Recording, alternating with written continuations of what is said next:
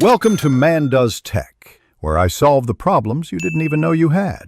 In this video, I will explain how to set up QuickBooks Desktop. First, you'll need to create a new company file. You can choose between Express Start for a quicker setup or Detailed Start for more customization. Provide your business name, industry, and contact details. Then, specify your business type, like a sole proprietorship or corporation, and enter your tax identification number to get started. This foundational step ensures your financial records are organized correctly from day one. Next, customize your chart of accounts. This is crucial for categorizing your income and expenses accurately.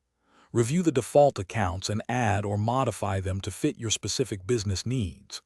Then, configure essential preferences such as sales tax, payroll, and inventory settings if applicable.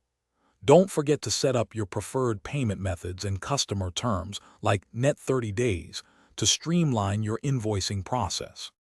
Now it's time to populate your QuickBooks file with key business data. You can import your existing customer list or add them manually, including their contact information and payment details. Do the same for your vendors, ensuring you have their addresses and tax ID for Form 1099 reporting. Finally, create your service and inventory items, assigning appropriate pricing and cost information. This data forms the backbone of your daily operations. The final step before going live is entering your opening balances. Input the current balances for your bank accounts, credit cards, and any outstanding loans or liabilities.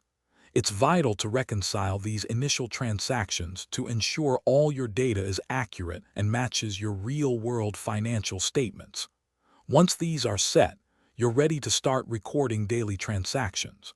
Also, be sure to check the description for a great book that can truly change how you think about money, as well as other helpful deals. Thanks for watching. If you found this helpful, don't forget to like and subscribe.